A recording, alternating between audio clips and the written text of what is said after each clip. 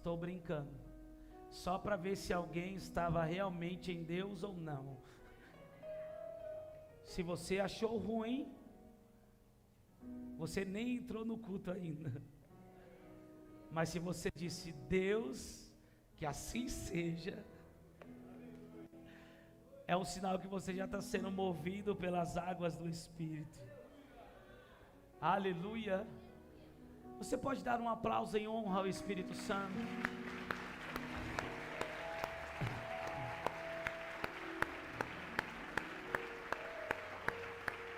Nós te adoramos, Senhor. E não há ninguém maior ou melhor do que o Senhor nesse lugar. Tudo é para a sua glória. Aleluia.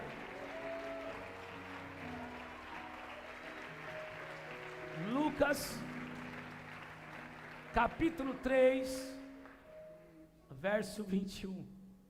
Lucas, capítulo 3, verso 21.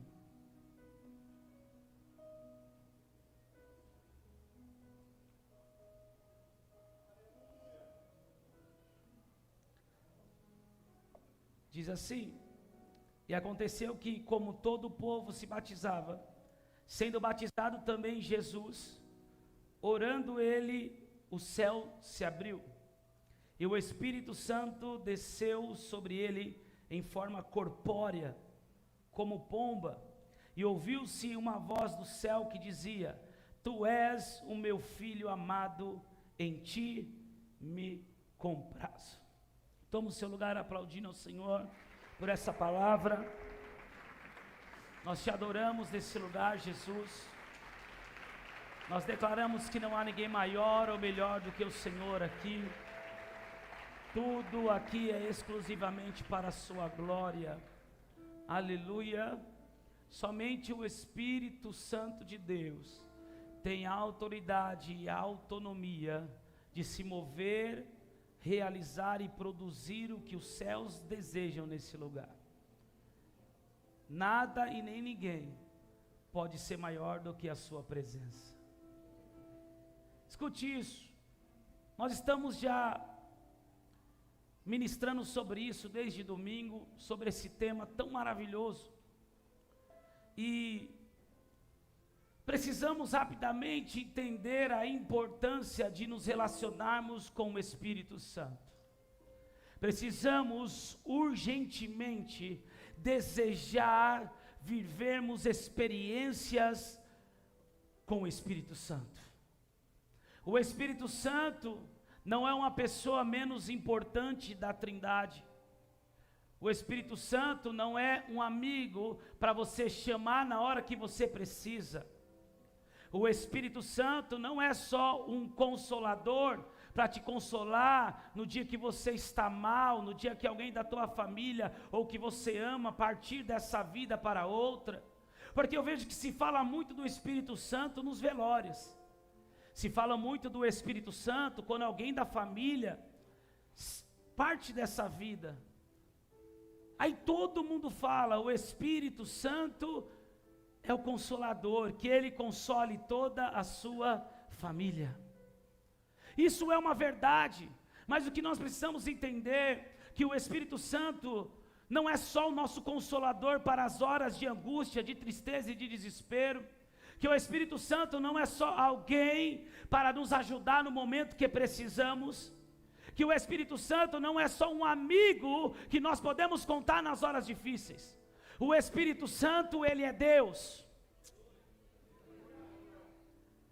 É tão difícil para alguns entenderem isso. O Espírito Santo, ele é Deus. O Espírito Santo, ele faz parte, ele é Deus. Pai, Filho e Espírito Santo, é um Deus triuno, é um Deus poderoso. Nós aprendemos a dividir a Trindade em Pai, Filho e Espírito Santo, e queremos o Pai na hora que precisamos do pão e da provisão, queremos Jesus quando precisamos de perdão, e queremos o Espírito Santo quando precisamos de um consolo, de uma ajuda emergencial. Eu quero dizer que não pode ser dessa forma. Não podemos dividir os três. Quando eu falo Jesus, eu falo ao Espírito Santo. Quando eu falo Pai, eu falo ao Espírito Santo. Quando eu falo ao Espírito Santo, eu falo ao Pai, eu falo ao Filho. Ou seja, o Espírito Santo, Ele é Deus, e a sua doce e maravilhosa presença está nesse lugar, porque Ele é Deus, Ele opera, Ele transforma, Ele liberta, Ele cura. Nós precisamos entender isso, porque tratamos o Espírito Santo como uma pessoa que vai nos atender quando precisamos. Não, Ele precisa estar em você. Ele precisa governar a minha e a tua vida. Precisamos fazer tudo com a sua unção, com o seu poder, com a sua graça, com a sua virtude. Se eu adoro sem fé e sem a unção do Espírito Santo, eu posso estar adorando a qualquer outra pessoa, ao invés de adorar a Deus. Se eu estiver pregando sem o Espírito Santo, eu posso estar pregando qualquer um outro Deus, menos o Deus Todo-Poderoso. Quantas pessoas não estão pregando por dinheiro, porque estão pregando por ambição, estão servindo mamon? Quantos não estão pregando por fama, por aplausos, por olhares, porque estão adorando o Deus da fama, estão servindo ao Deus da fama? Então tudo que eu e você nos propomos a fazer para Deus, precisamos fazer com o Espírito Santo. E posso te falar uma coisa, é impossível você fazer com Ele e a sua motivação ser errada. Ei, pastor, aonde eu identifico que eu estou fazendo algo para Deus sem Deus? É porque toda vez que você faz algo e algo acontece que não te agrada, você diz: eu vou parar. Você diz: eu não vou fazer mais. Fulano me desagradou, fulano me chateou, o pastor não me reconheceu, o líder não me reconheceu, ninguém viu o que eu faço, ninguém valoriza o que eu faço. Espera aí, você está fazendo com o Espírito Santo ou sem Ele? Porque se você está fazendo com Ele, você não precisa que mais ninguém veja. Se você está fazendo para Ele, ninguém mais precisa ver. Meu Deus do céu! Meu Deus do céu! Eu me lembro que eu chegava na igreja e os mais velhos, mais antigos, os obreiros mais religiosos, chegavam para mim: que hora que você chegou? É a mesma coisa que acontece no trabalho, já percebeu? O vagabundo, o imoral, o infiel, ele sempre vai se escandalizar pela fidelidade do fiel. Experimenta chegar mais cedo no seu trabalho primeiro que todo mundo. Aqueles que são infiéis, aqueles que são imorais, aqueles que são corruptos no seu caráter, eles vão dizer: por que você está chegando tão cedo assim? Você vai puxar saco? Ninguém vai te reconhecer, você está chegando antes por quê? E posso falar uma coisa terrível que eu não gostaria de falar, mas eu preciso dizer: isso acontece na igreja. Não, aqui não acontece, vou falar igual o apóstolo Lorival. Mas na igreja que eu voltei para Jesus acontecia. Por que você está chegando tão cedo, Jonatas? Porque eu saio do serviço, para o meu momento de oração, tomo banho, me troco, não tenho nada para fazer, e já desço aqui para servir. Queima dentro de mim para fazer isso. Para que você está fazendo? Não precisa tudo isso. Você não é pastor, você não é nem obreiro. Para que você está fazendo isso? Mas porque precisa, eu estou vendo, precisa organizar. Ninguém chega antes. Sempre alguém que está acostumado a viver o sistema caído vai se levantar para paralisar alguém que está disposto a viver o reino. Aleluia. Alguém precisa entender isso. Escute isso.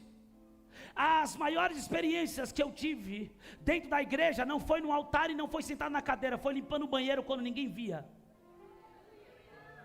As maiores experiências que eu tive dentro da igreja foi adorando com a igreja vazia. Eu colocava o som para testar e eu começava a adorar a Deus. Sabe o que eu via? Os anjos entravam na igreja.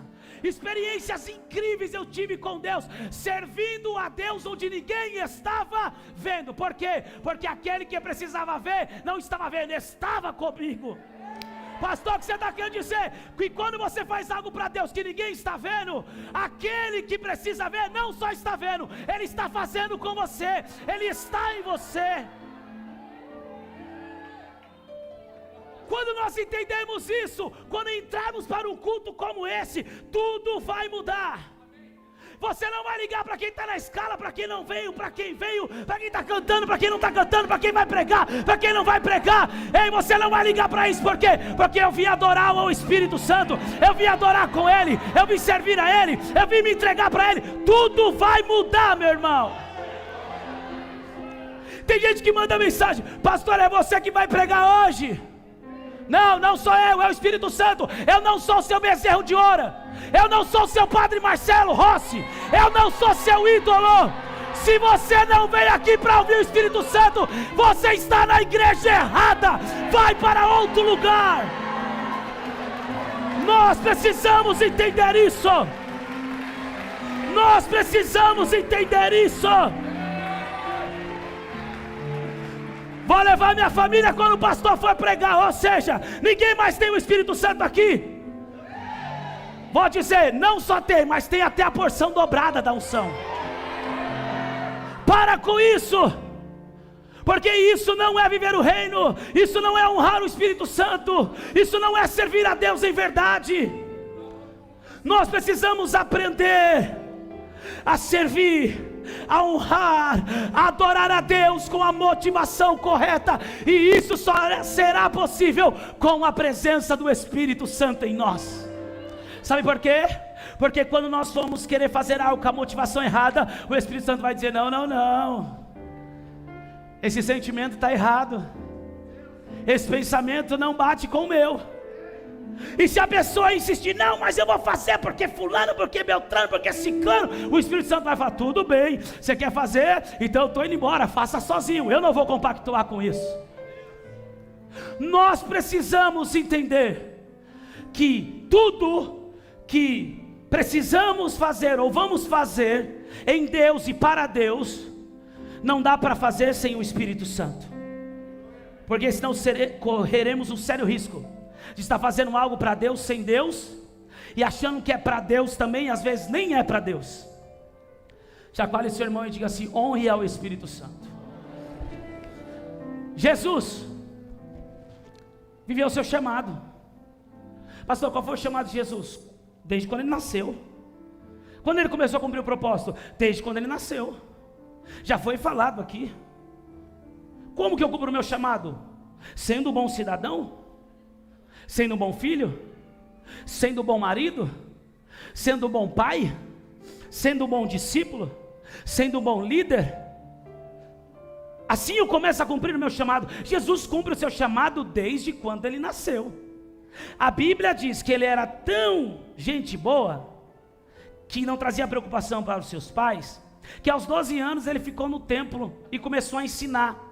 E Maria e José se esqueceram de Jesus. Quem nunca esqueceu o filho da igreja que atira a primeira pedra, gente? Eu já esqueci a Emily. Ela está aí? Esse dia ela postou um vídeo: quando meu pai fala de mim na pregação. Aí ela fica com vergonha. Eu já esqueci ela 2 vezes. E fui embora. A Emily está aqui. Por quê? Porque a Emily é um doce, gente. A Emily é tranquilinha. Ela está em casa, você nem lembra que ela está em casa. A Laura, pai, mãe, a voz dela fica assim, ó, dum, dum, dum. Não dá para esquecer a Laura. Não dá para esquecer a Laura, porque na hora que a gente está indo, ela já está grudando: eu quero isso, eu quero aquele. Não para, está pulando, está gritando, não para. Jesus não. Jesus era tão tranquilinho que os pais esqueceram. 2 dias de distância. Esqueceu de verdade, né? 2 dias de distância, voltou, esquecemos o menino, vamos buscar o menino, e era o Filho de Deus ainda, esquecemos ele, vamos, volta lá. Jesus está ensinando. Jesus poderia continuar ensinando, sim ou não? O que Jesus fez? Voltou com seu pai, porque estava vivendo o chamado. Aos 30 anos, ele dá início ao seu ministério. Só que para começar a viver o ministério, ele foi ser batizado. Tem alguém aqui que vai ser batizado domingo de manhã? Ao ser batizado, o Espírito Santo veio sobre ele. Sabe qual é a primeira coisa quando o Espírito Santo vem sobre mim? Qual é a primeira coisa que acontece? Quando o Espírito Santo vem sobre mim e sobre você, o mundo espiritual passa a nos reconhecer como filhos de Deus. Pastor, eu estava tranquilinho, só foi ser cheio do Espírito Santo que as coisas mudou. Começou os ataques, os levantes do inimigo, aqueles que me amavam, me apoiavam e para o culto, agora estão me perseguindo. Está tudo tranquilo, não é eles, não são eles, mas os demônios que estão atrás deles, dentro deles, na cabeça deles, está agarrado no cangote. Escute isso. A primeira coisa que acontece quando o Espírito Santo vem sobre você é o mundo espiritual te reconhecer. Não é mais um ser humano comum, não é mais uma criatura, agora é um filho de Deus. Quando o Espírito Santo veio sobre Jesus, os céus bradou e o Pai disse: eis aí meu filho amado, em quem me comprazo.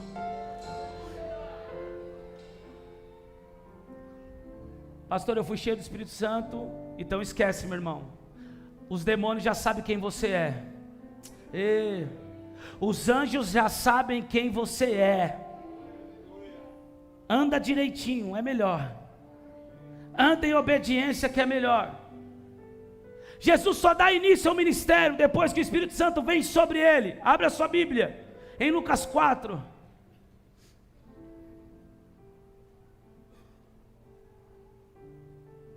Versículo 1, vamos lá. E Jesus, cheio do Espírito. Alguém pode colocar aí na minha versão, por favor?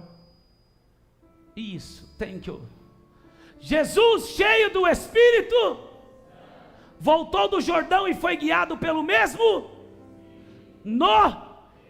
bora lá. Durante 40 dias sendo tentado pelo diabo, nada comeu naqueles dias, ao fim dos quais teve fome. Vamos lá. Nós precisamos entender algo rapidamente. Quando temos uma vida de intimidade com o Espírito Santo, somos governados pelo Espírito Santo, a nossa vida é para Deus. Vou usar essa linguagem para ficar mais fácil. Quando a nossa vida é governada por Deus, quando caminhamos e andamos com Deus, nós não fazemos mais a nossa vontade. Não podemos mais ser guiados pelas nossas vontades. Nós lemos, e sabe o que eu acho interessante? Que um médico, um doutor, faz questão de registrar isso, sabendo que Jesus era um ser humano. Ele faz questão de registrar, e nós vamos ler mais alguns versículos, sempre ele dizendo: e Jesus cheio do Espírito Santo. O Espírito leva Jesus ao deserto. Agora pensa comigo, quem aqui acredita que Jesus, acabando de ser batizado, o Espírito Santo vindo sobre ele, ele queria ir para o deserto para ser tentado e ficar 40 dias de jejum? Quando o Espírito Santo vem sobre mim e sobre você, a primeira coisa que nós pensamos é: eu vou avançar. A primeira coisa que nós pensamos é: agora o Espírito Santo vai me usar. Você já pensa no incrédulo da família, você já pensa naquele lá: eu vou ser usado para ganhar ele. Você já pensa naquelas pessoas que te ofenderam, até canta Sabor de Mel, quem me viu na prova não me ajudou, agora cheio do Espírito Santo, eles vão olhar para mim e vão se arrepender. E você diz: agora eu vou, agora vai dar certo, agora o Senhor vai me usar. Nós queremos, até cheios do Espírito Santo, fazer a nossa vontade. Mas precisamos entender que quando de fato estamos entregues à vontade de Deus, não dá para competir com a vontade dele. Ou é a vontade dele ou é a nossa vontade. A Bíblia diz que o Espírito leva Jesus ao deserto. Todo filho de Deus que vive uma vida cheia do Espírito Santo não tem mais vontades.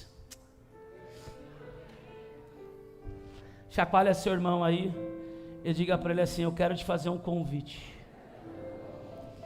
Crucifica hoje as tuas vontades.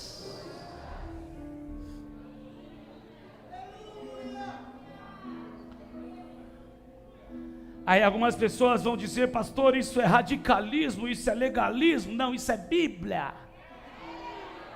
Paulo diz que nós não somos mais devedores à carne.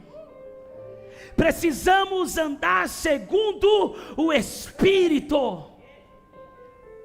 E o próprio Espírito testifica ao nosso Espírito que somos filhos. Eu estou falando para filhos, não para criatura.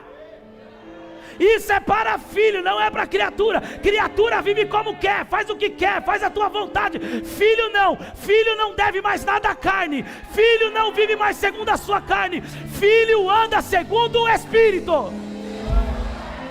Todo discípulo e todo filho de Deus tem que entender isso. Eu não tenho mais vontade, pastor, que negócio é esse? Eu tenho uma vontade de comer, pastor, já estou pensando na pizza de mussarela com calabresa. Pensa numa pizza pobre, gente. Tem umas pizzas melhores hoje. Parênteses aqui. Tem gente que tem dinheiro para comprar pizza melhor e ainda continua calabresa e mussarela. Ainda fala: bota bastante cebola para render mais. Para que Deus já mudou teu nível. Pede uma frango Filadélfia. Pizza de filé mignon. Hã? Como é o nome daquele queijo lá? Aquele lá. É aquele lá mesmo. Por que eu estou falando isso? Você vê como o seu estômago já atiçou? A sua carne já pensou na hora? Alguns já sentiram até um cheiro? Você pode fazer a tua vontade na hora de se alimentar. É a minha vontade de comer isso. O que você não pode é extrapolar. Até nisso tem limite. Se você comer demais, é pecado. Teve gente que já falou: eu me arrependo, Senhor. Me arrependo. Me arrependo.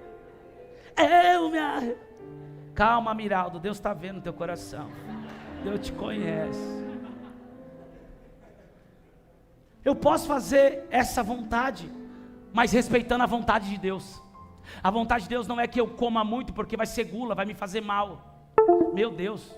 Você entende que para toda a nossa vontade há um limite, porque a vontade de Deus foi estabelecida primeiro. Para mim e para a tua vida, antes de você nascer, essa palavra já havia sido estabelecida. Antes de você nascer, a vontade dele para mim e para a tua vida já estava preparada. Sabe qual é o problema? Tem um monte de gente que parece místico. E eu falo com propriedade, gente. Eu discipulo pessoas há anos. A primeira coisa: pastor, o que eu preciso fazer para entender a vontade de Deus para a minha vida? Sabe? Parece que a pessoa chega para você: e aí, pastor, vai jogar umas pedras aí? Vai ler carta, pastor? Quando não fala, pega a mão e fala: ora aqui para mim. Hã?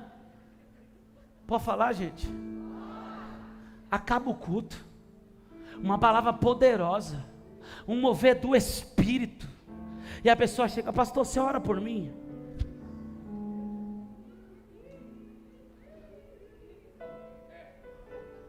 A minha vontade é falar: onde você estava? Hã? Não, sabe o que é o pior? A pessoa que pede oração desse jeito. Escuta isso. Chegou uma pessoa aqui uma vez, tomara que essa pessoa esteja aqui, que eu não estou falando pelas costas.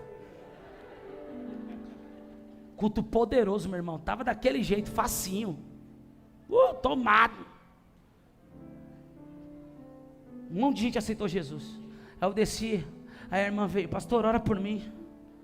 Eu olhei assim para ela, o Espírito Santo começou a me entregar umas palavras de conhecimento. Eu falei assim, eu não vi ela aceitando Jesus. Aí eu falei assim, você já aceitou Jesus?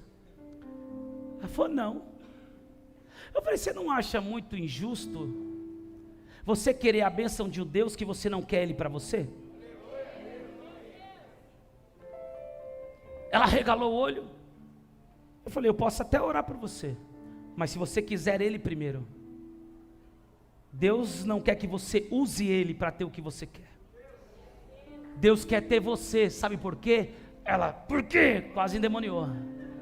Eu disse, porque esse julgamento que você vai, essa sentença que o diabo está tentando te sentenciar, é algo que só esse Deus pode livrar. Ela começou a chorar.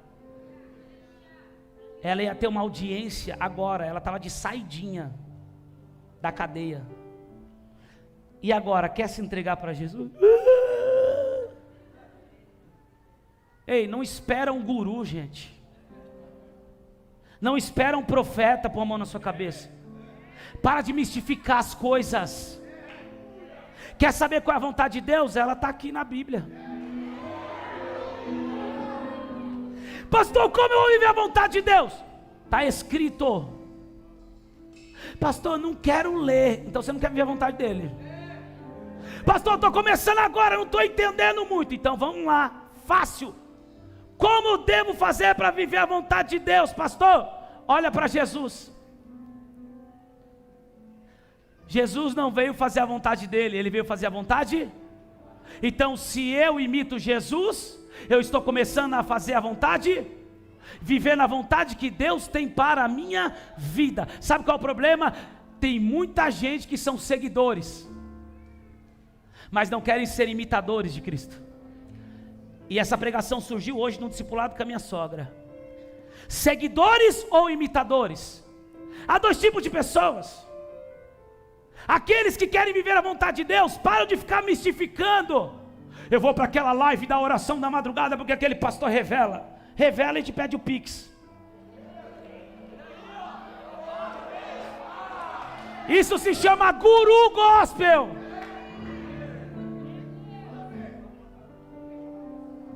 A vontade de Deus não é revelada dessa forma. A vontade de Deus já foi revelada no Filho, para mim e para a tua vida.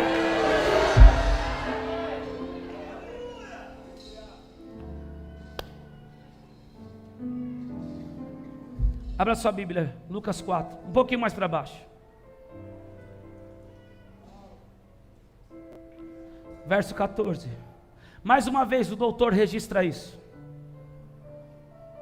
Então, pelo poder do Espírito, voltou Jesus para a Galileia, e a sua fama correu por todas as terras em derredor, e ensinava nas sinagogas, e por todos era louvado. Quem foi que conduziu Jesus? Novamente, então, pelo poder do Espírito, voltou Jesus para a Galileia.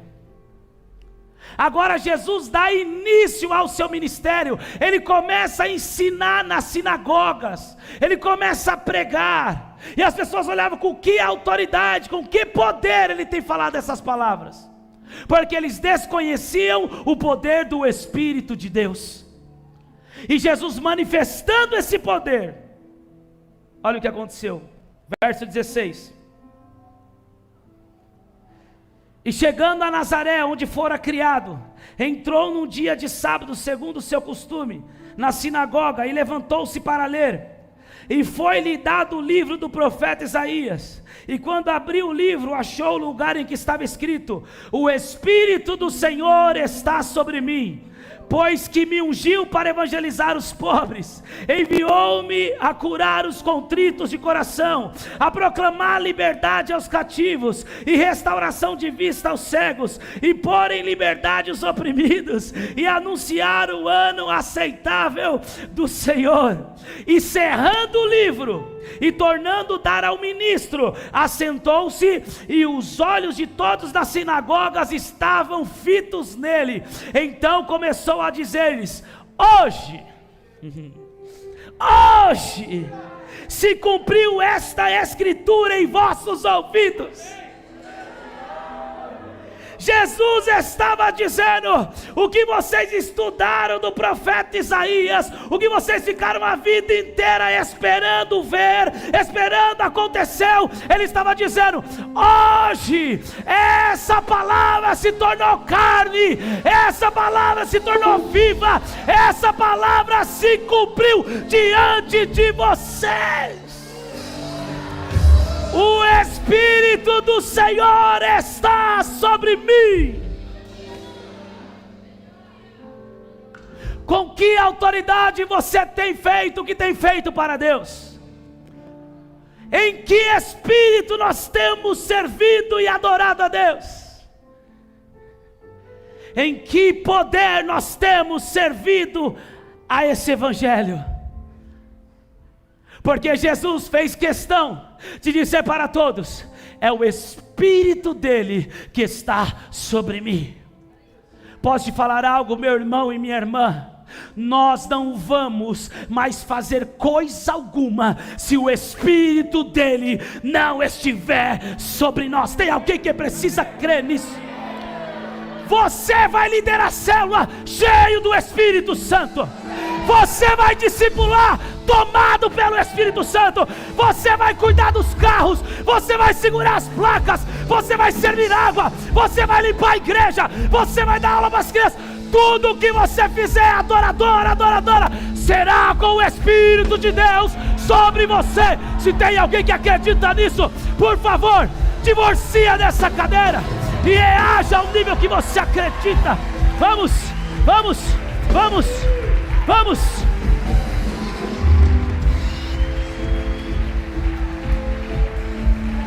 E o Espírito do Senhor está sobre mim. E o Espírito do Senhor está sobre mim.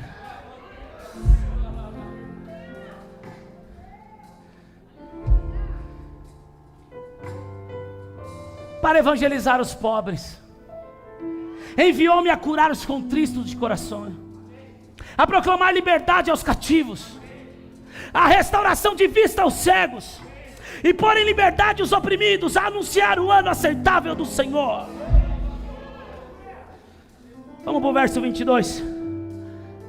E todos lhe davam testemunho e se maravilhavam das palavras de graça que saíam da sua boca. Eram palavras de acusação, eram palavras de acusação, eram palavras de graça.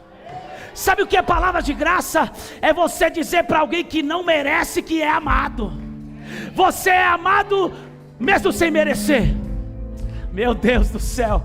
Palavras de graça é você chegar diante de uma multidão de acusadores e uma mulher que foi pega em adultério, e todos dizerem: e agora, Rabi? A lei de Moisés diz que precisamos apedrejá-la. E palavras de graça surgem da boca do Messias, e ele diz: quem não tem pecado, que atire a primeira pedra. O Espírito do Senhor sobre mim e sobre você vai gerar em nós palavras de graça.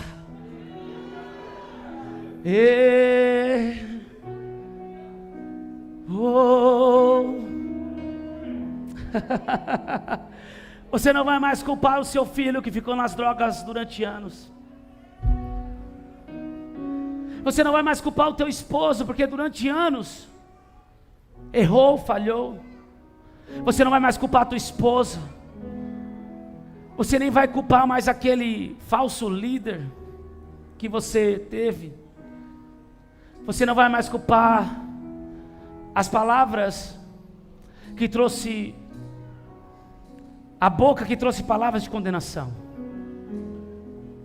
Até para essas pessoas as suas palavras serão diferentes. Ele errou, mas se conhecer a graça de Deus, vai ser totalmente transformado. Mas sabe o que me chama a atenção? Todos diziam: não é este o filho de José?